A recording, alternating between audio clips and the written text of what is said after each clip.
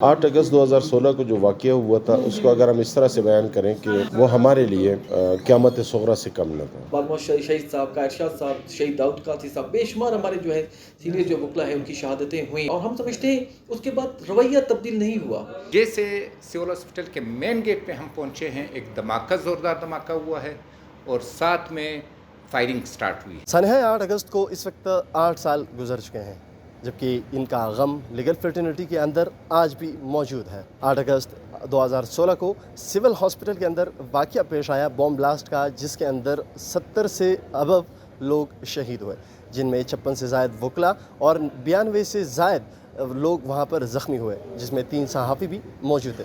ये वाक़या तब पेश आया जब बार एसोसिएशन के प्रेसिडेंट को कत्ल किया गया।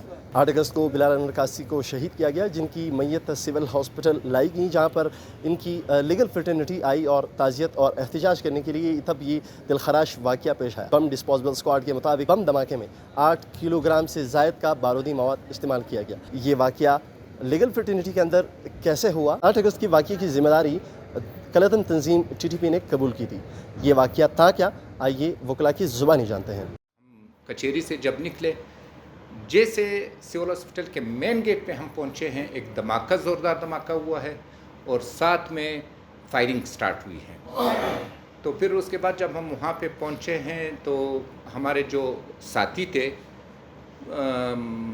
ज़ख्मी हालत में पड़े हुए थे।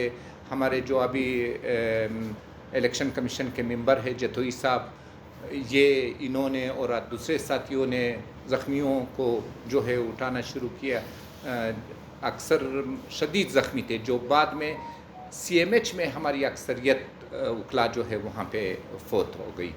और उस सानिए में उसी टाइम जो है बिलाल शहीद का जब उन्होंने सुना तो सब वकला बरादरी हॉस्पिटल में जमा हो गए थे, इस वजह से उनको मौका मिला।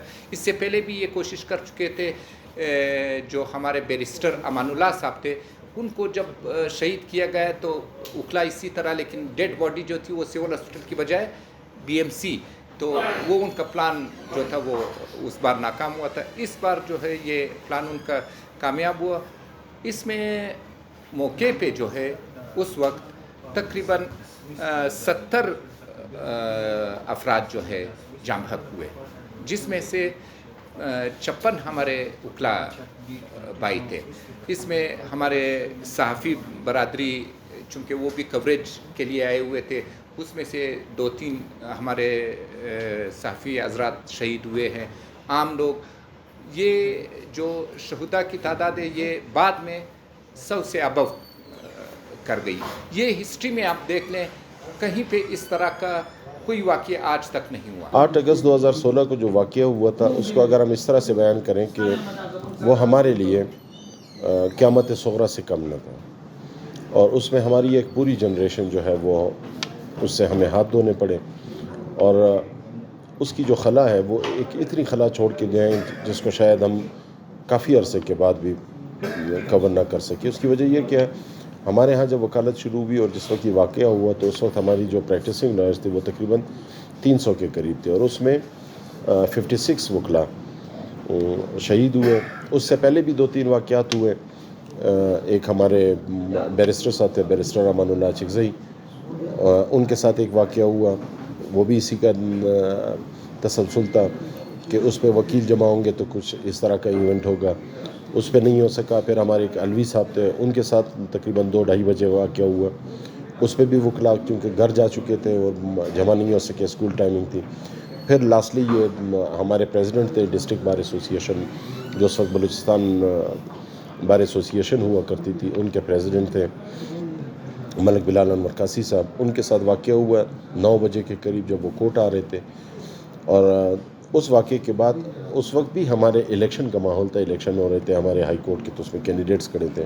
हमारे अक्सर साथी वहाँ हॉस्पिटल में जमा हुए, और ये एक ऐसा प्लांटेड वो था, वाक़या था कि जो मेरे ख़्याल में दुनिया की तारीख़ में प्रोफेशनल लोग इस बल्क में कभी भी न मारे गए हैं, ना उनको इतना नुकसान पहुँचा जितना हमें नुकसान पहुँचा था। ये ना सिर्फ मुल्की सतह पे या सूबाई सतह, बल्कि ये इंटरनेशनल लेवल पे अगर देखा जाए तो इस नोयत का वाक़या नहीं हुआ था। جہاں تک اس کے خلا کی پر کرنے کی بات ہے تو وہ شاید ہم کبھی بھی پر نہ کر سکیں. اس کی وجہ یہ ہے کہ ہمارا جو فیلڈ ہے اس کے اندر ہم وکالت سیکھتے ہیں سینئر سے، ایتھکس سیکھتے ہیں سینئر سے، عدالتوں میں کیسے پیروی کرنی ہے، کیسے پیش ہونا ہے، یہ تمام چیزیں جو ہے یہ ہم سینئر سے سیکھتے ہیں.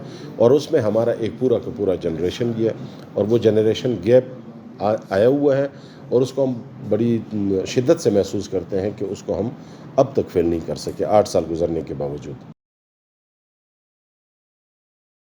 بلوچستان کے وکلا نے ہمیشہ جو ہے کردار ادا کیا پورے معاشرے کے لیے.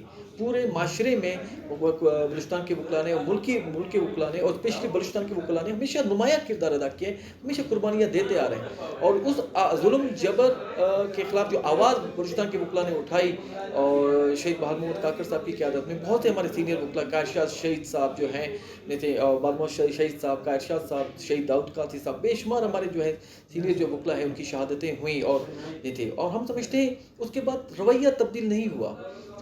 وہ جو سزا ہمیں ملی وہ سزا یہی تھی کہ کیوں آپ آواز اٹھاتے ہیں، کیوں آپ مظلوم کی آواز اٹھاتے ہیں، کیوں آپ جو ہے ناانصافی کے خلاف بات کرتے ہیں، کیوں آپ جو ہے ہمیشہ ووکل رہتے ہیں، تو کیوں آپ معاشرے میں اپرائزنگ کی بات کرتے ہیں، تبدیلی کی بات کرتے ہیں. وکلا کو اس جو ہے ہمیں جو ہے یہ اس بات کی سزا ملی.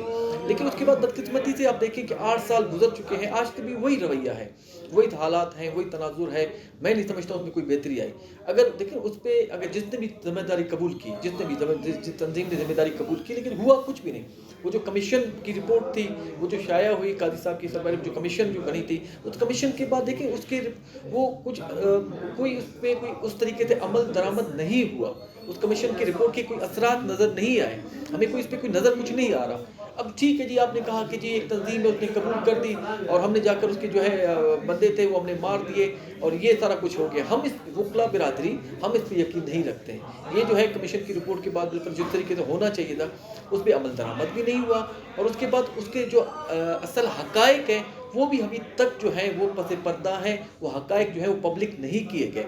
آج بھی وکلا جو ہے اپنے آپ کو انسیکیور سمجھتے ہیں. بلوچستان کے وکلا اسپیشلی اپنے آپ کو انسیکیور سمجھتے ہیں. تحریک طالبان پاکستان جو تھی وہ صرف اور صرف انتشار پھیلانا چاہ رہی تھی اور یہ انتشار ایک طریقے سے آ سکتا تھا چونکہ وکلا برادری باشعور برادری ہے اور وہ ان کا یہ تھا کہ اگر ان پہ حملہ کیا جائے تو وہ ملک میں ہڑتالیں کریں گے، انتشار کریں گے. وکلا پروٹیکشن ایکٹ تو آیا بھی، پاس بھی ہوا، اس کے اندر کچھ مراحت اور کچھ پروٹیکشن بھی دی گئی. اصل میں پروٹیکشن وکلا ہو چاہے کوئی بھی ہو وہ سوسائٹی کا حصہ ہے اور سوسائٹی میں جب تک پروٹیکشن نہ ہو ایز اے ہول تو اس میں کوئی بھی پروٹیکٹ نہیں ہو سکتا. قوانین چاہے آپ جتنے بھی بنا لیں، اصل مسئلہ ان کے امپلیمنٹیشن کا ہے اور امپلیمنٹیشن ہوتی ہے گڈ گورننس سے. اور گڈ گورننس کی حالت ہمارے ملک میں سب کو پتہ ہے کہ گڈ گورننس کی کیا حالت ہے.